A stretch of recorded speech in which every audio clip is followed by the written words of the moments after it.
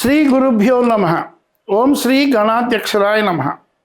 మనం అద్భుతమైన విషయంగా గురువుల సన్నిధిలో తెలుసుకోవలసినటువంటి రహస్యాల్లో సుగంధ ద్రవ్యాలు కూడా ఒక భగవత్ ఆరాధనకు విశేషాలు.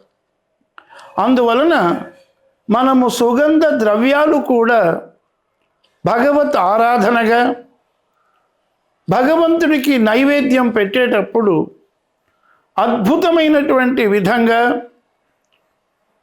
మనము భగవంతుని ఆరాధనలో తీపి పదార్థాలు ఏ విధంగా స్వామికి నివేదిస్తామో అలాగే ఈ తీపి పదార్థాల్లో భగవంతుడి ఆరాధనగా చేయవలసిన సుగంధ ద్రవ్యాలు ఎన్నో ఉన్నాయి, ఏలకలు మొదలైనవన్నీ.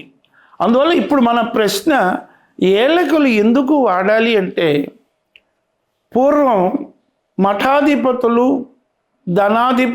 ఆ యొక్క శక్తి ఉపాసనలో ఉండేటువంటి మహనీయులు యోగులు దోషము లేనటువంటి పవిత్రమైనటువంటి ప్రకృతి పరముగా ఏర్పడినటువంటి యాలకుల మాలను ఎవరైనా పుణ్యమైనటువంటి వారిని దర్శించినప్పుడు, ఎవరికైనా పుణ్యమైన విధంగా వారిని మానసికంగా ఆనందజనకముగా గురువుల ఆశీస్సులు పొందాలి అంటే యాలకుల మాల మెడలో వేస్తారు.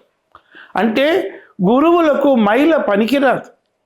అందువలన అటువంటి యాలకులు పుణ్యవంతమైనది కాబట్టి వారు ఏ విధంగా ఎటువంటివి కూడా వేరేటివి స్పృశించరు, పవిత్రతగా శక్తి ఆరాధనలో ఉంటారు. కాబట్టి ఈ మైల అంటనటువంటి ఈ పవిత్రమైనటువంటి యాలకుల మాలను అద్భుతంగా ఈ మధ్యకాలంలో కూడా కంచి పీఠాధిపతి 70వ పీఠాధిపతి అయిన శ్రీ విజయేంద్ర సరస్వతి గారు కూడా స్కంద గుడిలో ఈ విధమైనటువంటి మాలను భక్తులకు అందించిన ఘట్టం కూడా మనం చూసాం.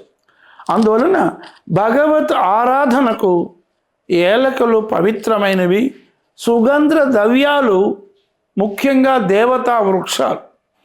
ఈ దేవతా వృక్షాల నుంచి వచ్చేటువంటి ప్రతిదీ కూడా దైవ స్వరూపం కాబట్టి, ప్రకృతిలో ఉంటే ప్రతి సంపద లక్ష్మీ కటాక్షం కాబట్టి, అటువంటి ప్రకృతిలో ఏర్పడినటువంటి ప్రకృతి వనరులతో ఏర్పడిన సుగంధ ద్రవ్యాలు భగవత్ ఆరాధనకు ముఖ్యం కాబట్టి, ఈ ఏలకలు పవిత్రతను గూర్చి గురువులు మనకు అందించిన సందేశంగా అది ఒక పవిత్రమైనటువంటి సంజ్ఞగా మనం తీసుకొని ఏలకులను భగవత్ ఆరాధనగా గురువులను దర్శించినప్పుడు కూడా వారికి అందజేయడం కూడా ఒక అద్భుతమైనటువంటి పుణ్యఘట్టంగా మనము తెలుసుకోవచ్చు.